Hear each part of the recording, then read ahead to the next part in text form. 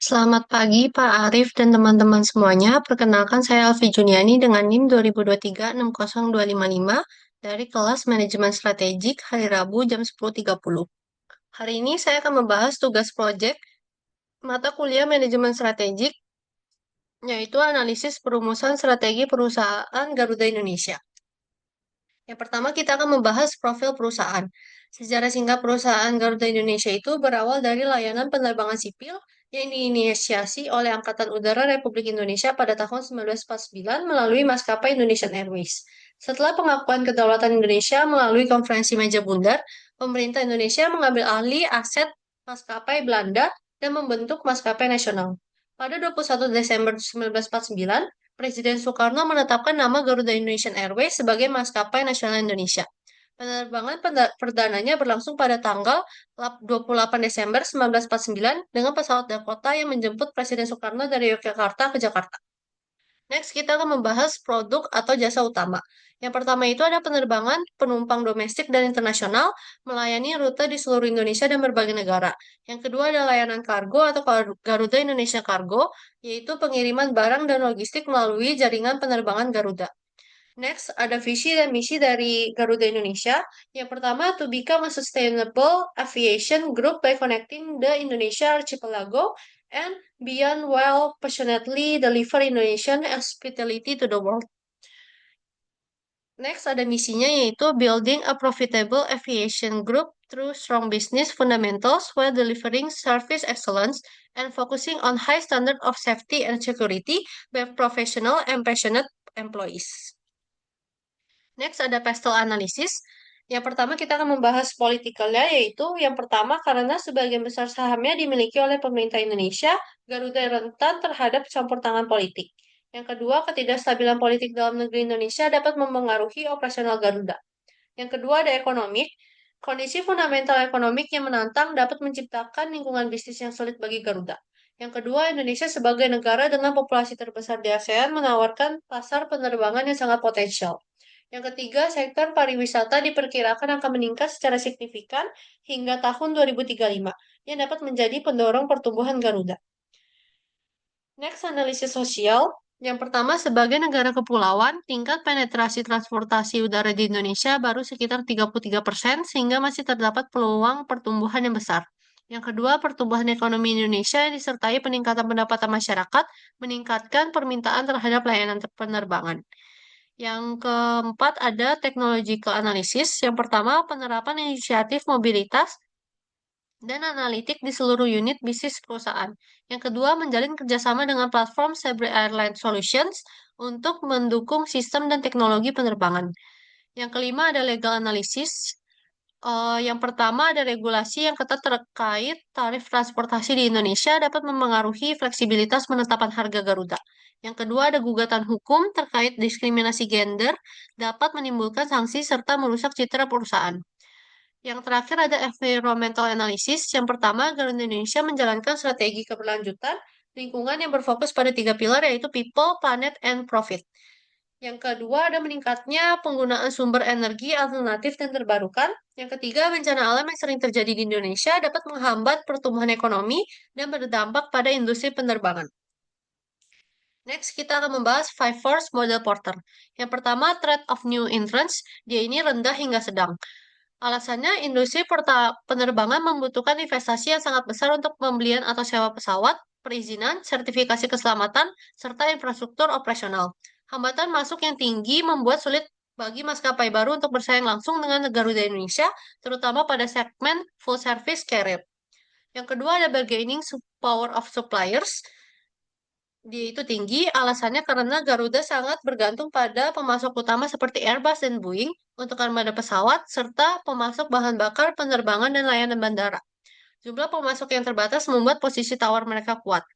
Yang ketiga itu ada bargaining power of buyers. Ini juga tinggi karena penumpang memiliki banyak pilihan maskapai, baik full service maupun low cost carrier seperti Lion Air, Batik Air, dan AirAsia. Kemudahan membandingkan harga melalui platform pemesanan online membuat pelanggan semakin sensitif terhadap harga dan kualitas pelayanan.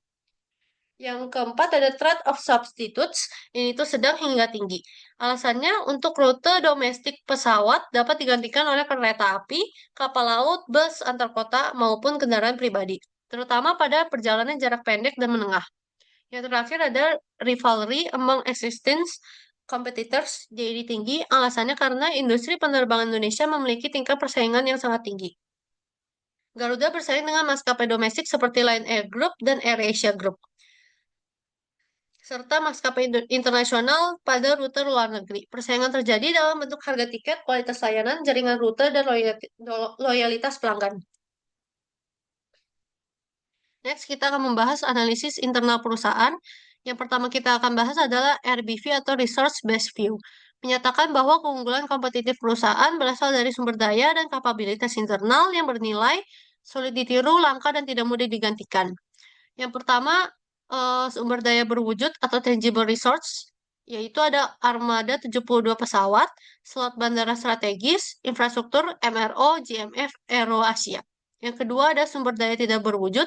Yang pertama, reputasi sebagai maskapai nasional Indonesia, merek Garuda Indonesia yang telah dikenal secara internasional, keanggotaan dalam aliansi penerbangan Global Sky Team, program loyalitas pelanggan Garuda Miles, pengalaman dan kompetensi sumber daya manusia dalam industri penerbangan. Yang terakhir ada kapabilitas, yaitu kemampuan memberikan layanan premium, kemampuan mengelola jaringan penerbangan domestik dan internasional, dan yang terakhir kemampuan menjaga standar keselamatan dan kualitas layanan.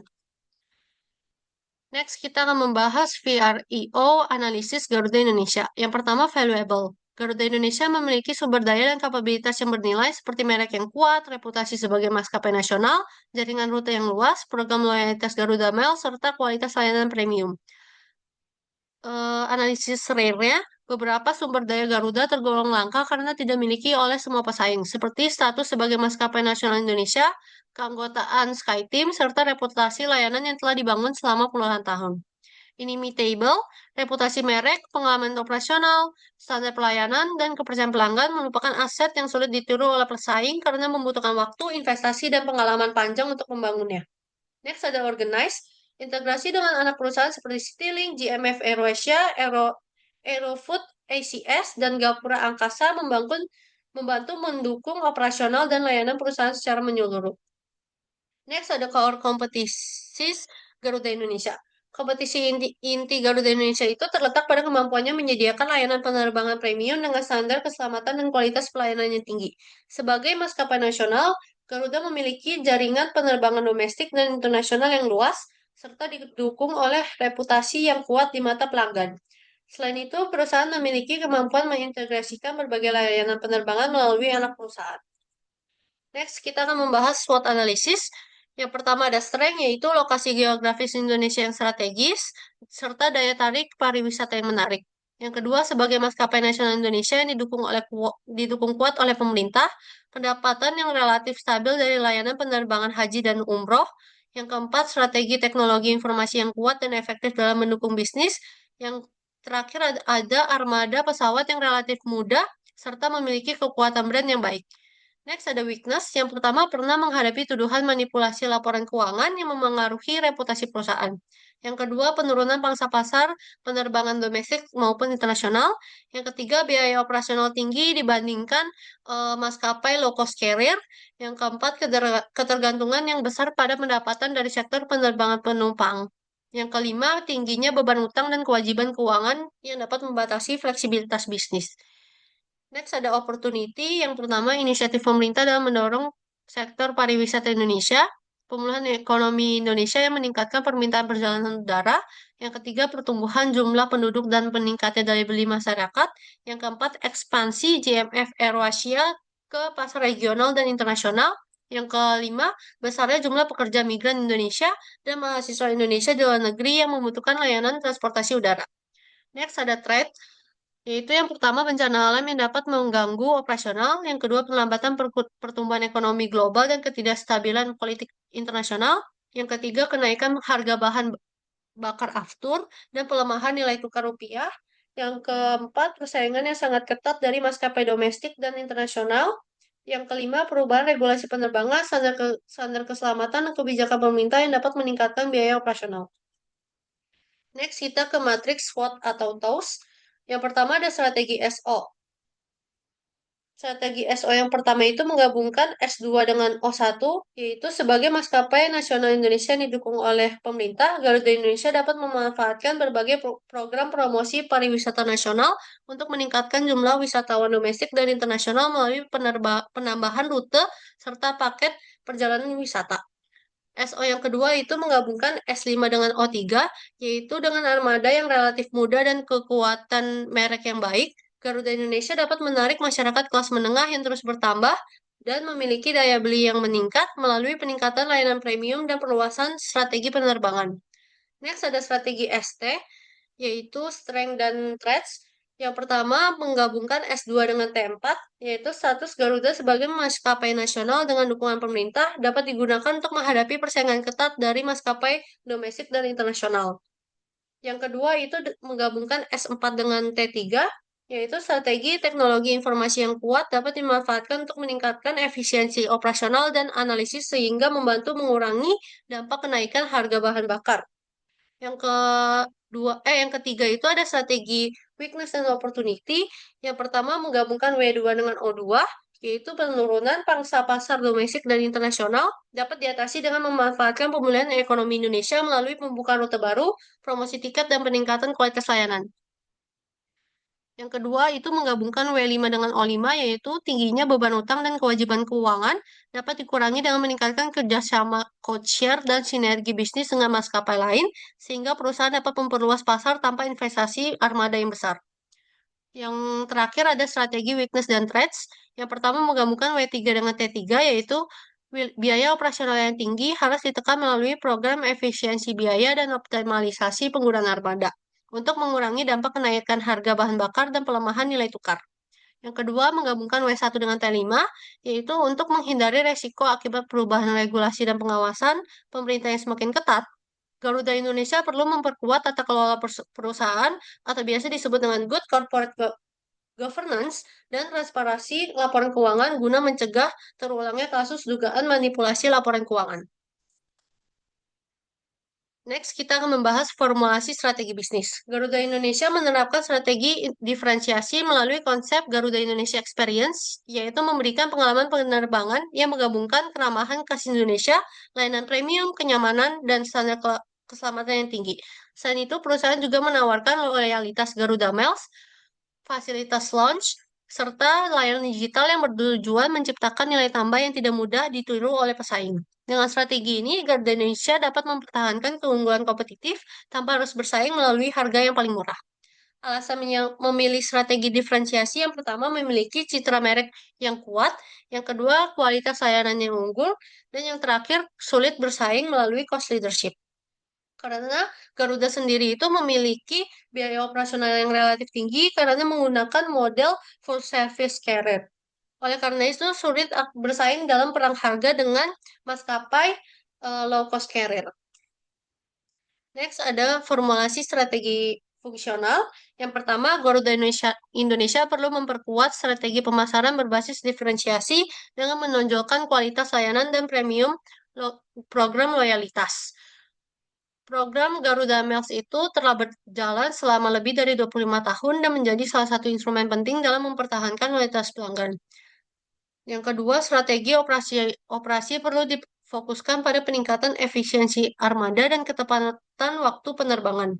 Pada tahun 2024, Garuda Indonesia Group mengoperasikan 163.271 penerbangan, meningkat 12,21% dibandingkan tahun sebelumnya. Next, karena bisnis Garuda bertumbuh pada kualitas layanan, perusahaan perlu terus meningkatkan kompetensi awak kabin dan karyawan melalui pelatihan pelayanan pelanggan, keselamatan penerbangan, dan transformasi digital. Kualitas SDM Garuda juga tercermin dari pengakuan internasional terhadap layanan awak kabinnya yang masuk jajaran terbaik dunia pada penghargaan industri penerbangan. Next, fokus utama strategi keuangan adalah memperkuat profitabilitas dan menurunkan tekanan utang melalui efisiensi biaya operasional serta diversifikasi pendapatan. Next, Garuda perlu melanjutkan transformasi digital melalui pengembangan aplikasi, layanan self check-in, analisis data pelanggan, dan integrasi sistem operasional. Strategi ini penting untuk mendukung pertumbuhan jumlah penumpang yang mencapai 23,60 juta orang pada 2024 serta meningkatkan efisiensi operasional dan pengalaman pelanggan secara menyeluruh. Next ada prioritas implementasi strategi. Yang pertama program strategisnya, transformasi digital dan penguatan pemasaran digital dengan tujuan meningkatkan pengalaman pelanggan, memperluas jangkauan pasar, dan meningkatkan loyalitas pelanggan melalui Garuda Mail serta layanan digital. Jangka waktunya pendek 1 sampai 2 tahun. Yang kedua, peningkatan efisiensi operasional dan kinerja keuangan. Tujuannya menekan biaya operasional, meningkatkan ketepatan waktu penerbangan, mengoptimalkan penggunaan armada, dan memperkuat profitabilitas perusahaan. Jangka waktunya menengah 2 sampai 5 tahun. Yang terakhir itu program penguatan posisi sebagai maskapai premium dan ekspansi pasar internasional.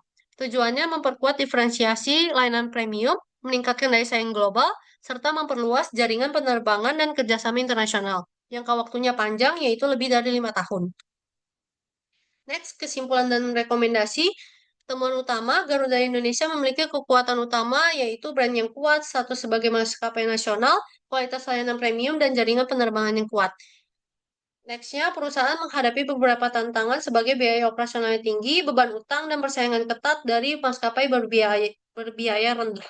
Yang ketiga, peluang terbesar berasal dari pertumbuhan sektor pariwisata, pemulihan ekonomi, serta meningkatnya permintaan transportasi udara di Indonesia.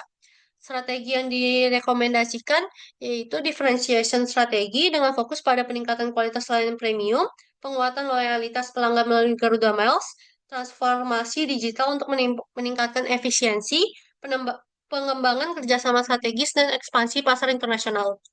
Potensi manfaat bagi perusahaan yaitu meningkatkan kepuasan dan loyalitas pelanggan, memperkuat posisi Garuda sebagai maskapai premium, meningkatkan pendapatan dan daya saing perusahaan, serta menciptakan pertumbuhan bisnis yang berkelanjutan, serta meningkatkan nilai perusahaan dalam jangka panjang. Next, ada daftar referensi. Sekian presentasi dari saya. Mohon maaf bila ada kesalahan. Terima kasih.